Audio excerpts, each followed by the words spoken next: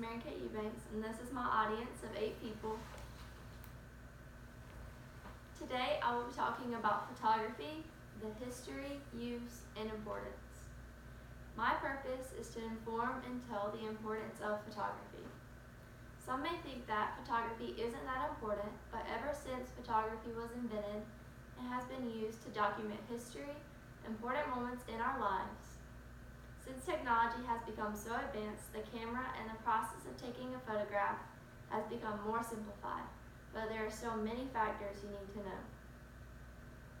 I'm sure that you see a beautiful photograph on one of the social media platforms, or maybe even in a magazine, and you're like, wow, I wish my pictures came out that good, but trust me, they can.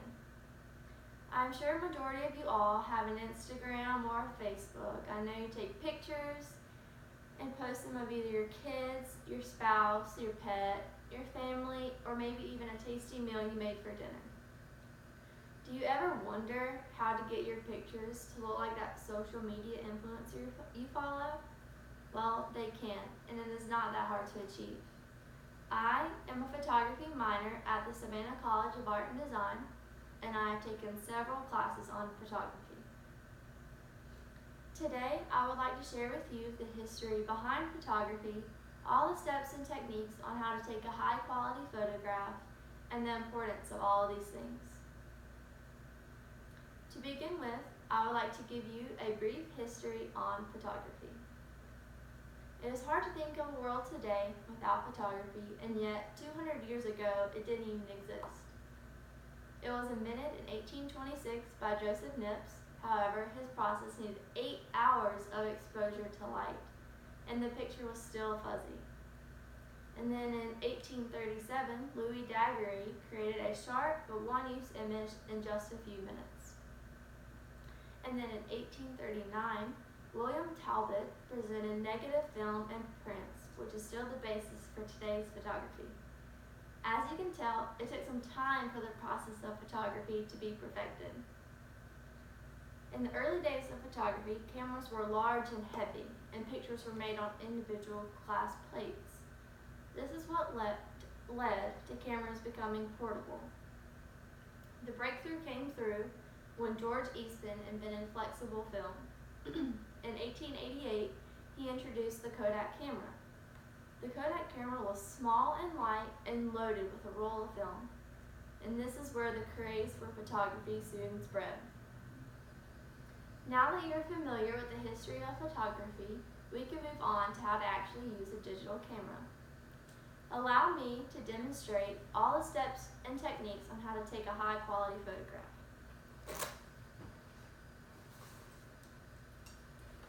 Your camera comes with many different automatic settings.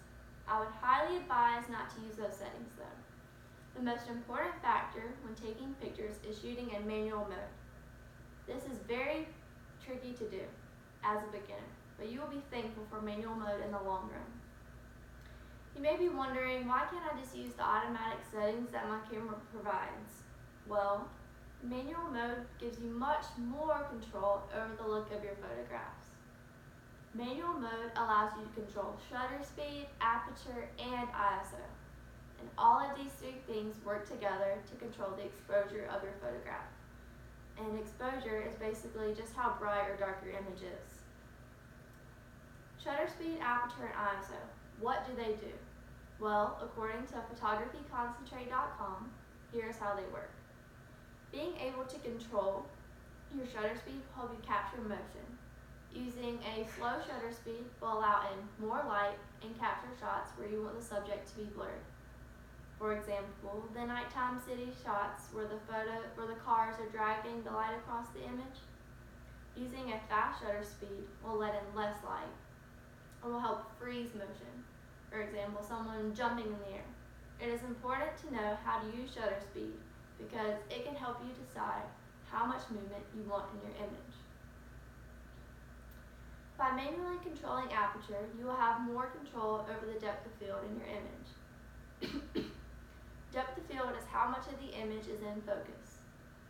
A large aperture will help you create a smaller depth of field, which creates the blurred background you see in portraits. This is also known as bokeh.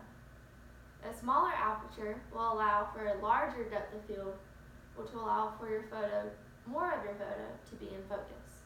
So basically, a larger aperture equals a smaller f-stop, and a smaller aperture equals a bigger f-stop. And then we get to ISO. ISO is pretty simple. According to digitalphotographyschool.com, it is your camera's ability to capture light. The lower the ISO setting, the less light, and the higher the setting, the more light that is let in. Being able to manually adjust your settings will let you guarantee that your subject is properly exposed, instead of struggling to get your camera to cooperate. Another important factor in shooting manual mode is making sure that your camera is in the RAW setting. Setting your camera to shoot RAW allows for easier editing later. Learning how to use a camera is important, but let's learn why photographs are more important. It is used to document important moments throughout life and history. If your house was burning down, what would you save? Some frequent answers are photo albums or maybe even a computer with digital images. We have a desire to save memories, and that is what photographs do for us. We use photographs to preserve important events and people in our lives, including birthdays, marriages, pets, and even loved ones. Photographs give us a way to tell our story, which we can share with others. To conclude, photography is supposed to be an enjoyable hobby, so overall just enjoy it. Go outside and take pictures of nature or even your loved ones. Document those important moments in your life so you can remember them forever.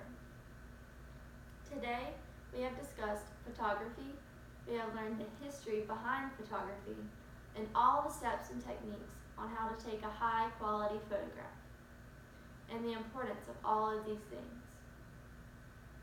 Now that you are more familiar with photography, you will be able to take those high quality images you see on social media, or maybe even in a magazine. So get out there and impress your family and friends with the beautiful images that you are about to take. My name is Mary Kay Eubanks. I hope you enjoyed my speech and have a great day.